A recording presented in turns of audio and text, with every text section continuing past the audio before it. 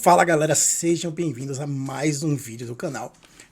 Hoje eu vou falar sobre o meu chatbot favorito, falar um pouco de uma funcionalidade dele que a gente não tem falado muito, né, que são os artefatos do Claude. Que diabo é isso, né, para que ele serve e quais são as utilizações dele. Eu recentemente paguei a assinatura do Claude Pro, estava usando o Claude bastante e, como a gente já mencionou aqui outras vezes, quanto maior sua conversa, mais rápido você consome seus tokens, né, do Claude. E como você está construindo alguma coisa dentro dos artefatos, você acaba utilizando bastante dos seus tokens bem rapidamente. Antes de tudo, vamos tentar explicar o que são esses artefatos, tá? Então, imagina que você está conversando com o Claude, com o seu chatbot, e você precisa criar alguma coisa mais complexa. Não vai ser só ele responder uma pergunta para você, nem nada do gênero. Você está querendo criar alguma coisa, pode ser um código, pode ser um programa completo, né? Pode ser uma parte do código para você, pode ser um componente de um React, pode ser uma ilustração, um gráfico em Python, alguma coisa do gênero. E ao invés dele mostrar o conteúdo diretamente na conversa, ele vai mostrar numa aba ao lado, assim, ele vai dividir sua tela.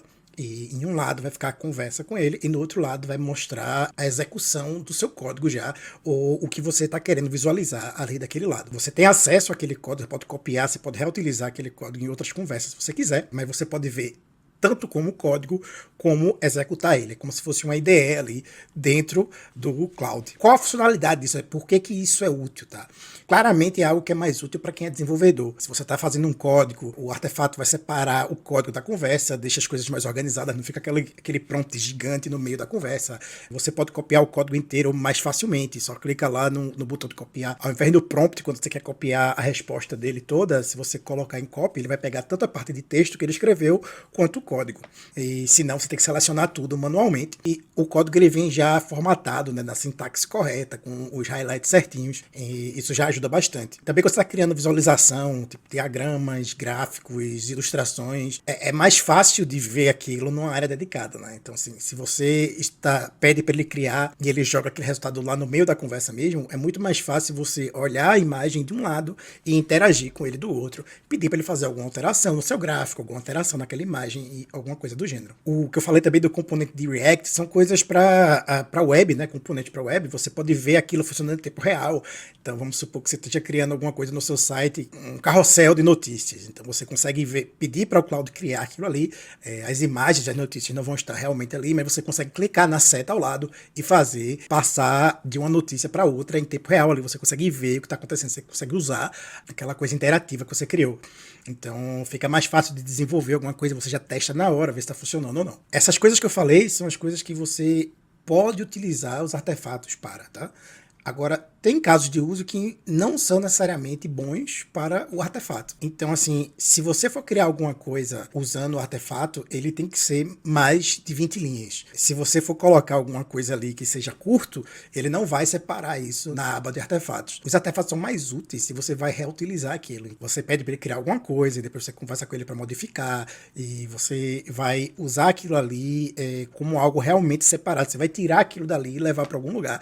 Vai ser algo que vai ser reaproveitado. Se for uma coisa que você vai fazer uma vez só e não vai mais usar depois, usar o artefato é meio que irrelevante num caso como esse. E para finalizar, assim, o que eu acho que não é útil, né, se for uma coisa muito criativa e complexa, que você tenha muitos níveis de detalhes, seja uma coisa muito técnica, assim, o chatbot ele ainda não está lá nesse ponto, tá? Se você quer fazer alguma coisa que precise que o Claude interaja com você muito, dê bastante profundidade àquilo que você está falando, não sei se é a melhor forma de utilizar. Eu não acho que seja recomendável. Como eu falei, eu paguei pelo Claude Pro, eu vou começar a mostrar aqui a minha tela para vocês, mas a única vantagem do Claude Pro é que você tem um modelo diferente, tá? Você pode usar o Sonnet, o Legacy, né, o Sonnet de 3.5 de 2024 de junho, e o Haiku são os que você pode usar no grátis, tá?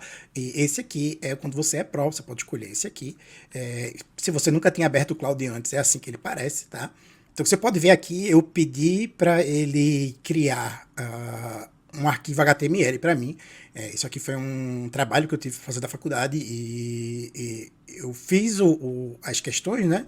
E depois eu pedi para ele formatar para criar no formato HTML. Aqui no artefato, nessa janela que abre ao lado, você vê que ele cria um artefato, um arquivo aqui, então eu posso clicar nele e interagir com esse artefato. Eu posso agora ver o código desse artefato, então assim, ele vai me dizer o que é que ele fez, né? Aqui tem o código certinho, mas mesmo que você não entenda nada do código, você ainda pode ver como vai ficar, né? Você pode visualizar algo que você pediu para ele criar antes de você exportar, antes de você colocar, antes de você levar para algum lugar e testar aquilo ali. Já está sendo testado antecipadamente aqui. Então é isso, o artefato ele é como se fosse uma espécie de documento anexo na conversa. Em vez de você misturar tudo no chat, o Claude organiza o conteúdo mais complexo, né, que é o código ou isso, num espaço dedicado, para tornar a experiência melhor, mais organizada. O que torna essa funcionalidade, essa ferramenta algo diferente, né, é que eles te mostram a criação do conteúdo, ele te mostra o resultado do teu prompt de uma forma diferente.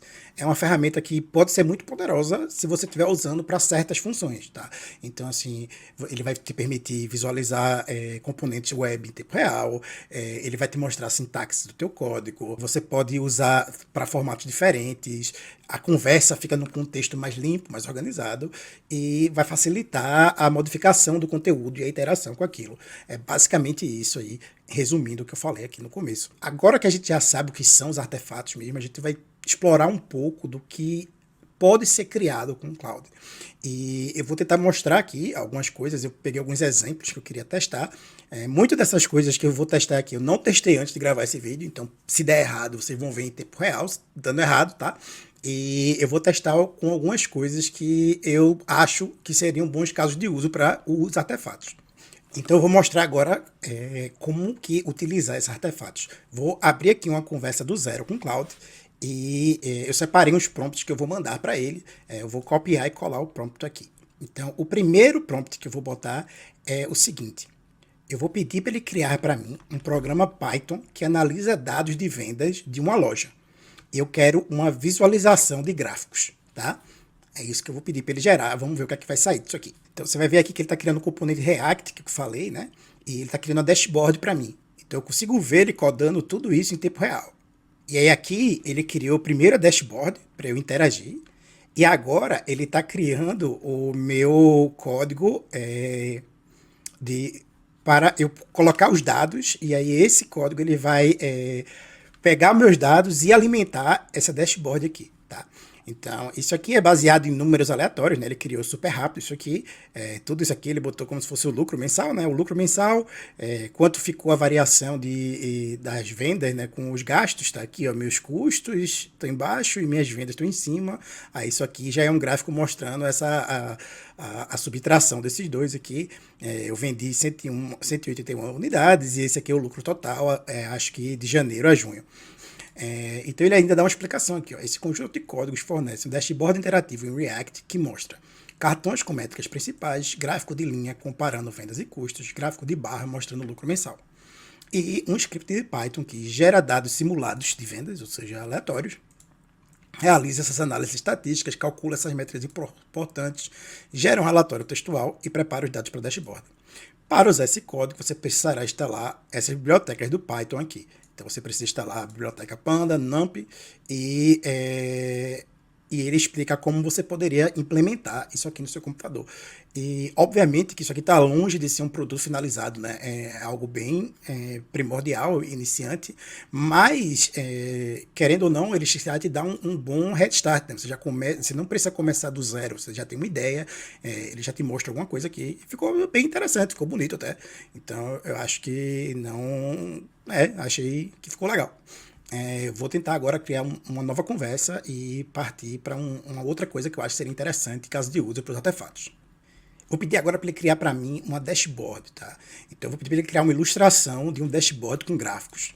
Então aqui mais uma vez você consegue ver, você vai assistindo em tempo real ele codando. Ele está usando números parecidos com das outras vezes, tem algumas categorias diferentes. Vamos ver o que é que vai sair disso aqui. Tá, legal, gostei. Aqui ele mostra, né, quanto você vendeu, e aí ele bota uma porcentagem aqui de que foi maior ou menor que um mês anterior, provavelmente. Quantos visitantes recebeu da sua loja, quantas pessoas entraram, se foi mais ou menos, o número de pedidos, e 12% de crescimento, foi 2% maior que o mês anterior. Aí ele bota aqui a quantidade de vendas por visita, aqui você vendeu muito mais do que pessoas visitaram, aqui você teve um pico de pessoas que visitaram a sua loja, mas nem todo mundo comprou, né? Continuou bem estável as vendas, independente do número de visitas. Então, parece aqui que por esse gráfico aqui, você pode interpretar que vendas não são muito atreladas ao número de visitas aqui, tá? E aí aqui ele dividiu por categoria quais dispositivos eles acessaram o seu site. Então, visita não é nem a visita a uma loja física, é visitar um site, né? Então, por qual dispositivo eles estão visitando seu site e tudo mais. Então, assim, tem dados extremamente relevantes aqui, são coisas que dá para usar de verdade, né? Então, ele mostra aqui e pede para você saber, assim, você quer que eu modifique alguma coisa no seu dashboard?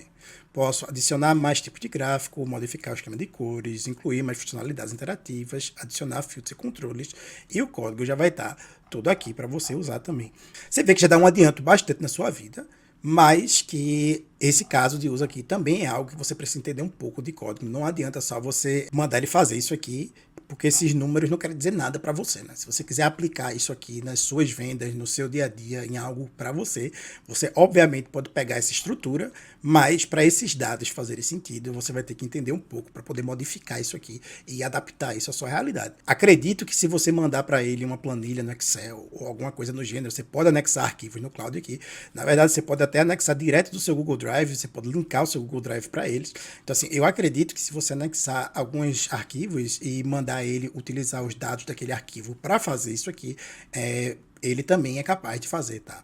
Então, seria algo aí, um problema a menos para você ter que resolver. Nesse meu terceiro prompt, eu vou pedir para ele criar um formulário React com contato de validação.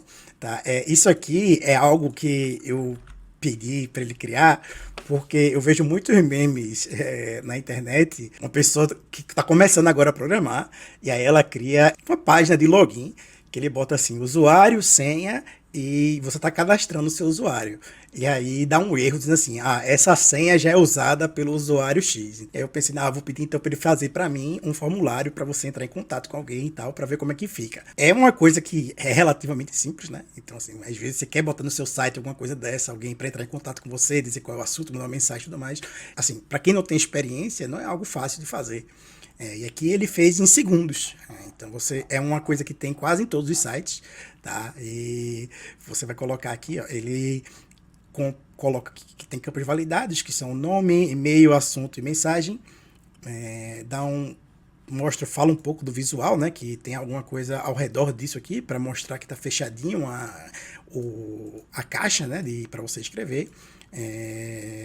Tem os labels claros, ele coloca aqui, tem um feedback visual imediato, tem os campos obrigatórios para esses três aqui. Então, se eu botar aqui Jonatas, botar aqui Sociedade da IA, assunto, teste, mensagem, estou testando.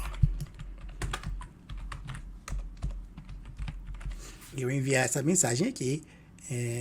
Enfim, não vai enviar para ninguém, porque não tem um e-mail aqui atrás para o qual ele vai estar recebendo a sua mensagem. Mas se você colocar e cadastrar, vai enviar para alguma caixa de mensagem aí. E você pode colocar, configurar isso aqui no seu site. Ou alguém pode fazer isso para você. Mas o código vai ser gerado aqui, em segundos, tá? Bem tranquilo, bem fácil de fazer também. Acho que a última coisa que eu vou fazer é tentar criar um diagrama com ele, tá? Eu vou tentar criar um diagrama de fluxo para um processo de venda de e-commerce. Então, eu vou pedir esse para ele. Crie para mim um diagrama de fluxo para um processo de e-commerce. Então, ele está criando aqui o flowchart. Rapaz, não, foi rápido, hein? Nossa, isso dá um trabalho, velho. Isso dá um trabalho de fazer na mão. Gostei disso aqui, tá? Então, ele coloca aqui, isso aqui é o flowchart de como você vende, né? Mostrar todo o processo do cliente, do momento que o cliente entra no seu site até você fazer uma venda e se o cliente ficou satisfeito ou devolveu o produto. Então, essa é quando a venda é completa, tá?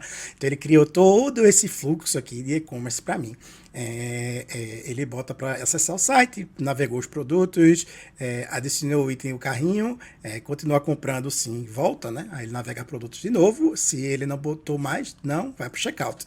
Aí faz login, cadastro, endereço de entrega, a escolha do frete, como vai ser, pagamento, foi aprovado, não, erro, outro, foi aprovado, sim, confirmado o pedido.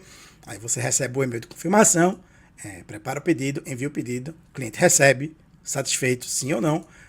Se ele está satisfeito, feedback positivo, se não, devolução.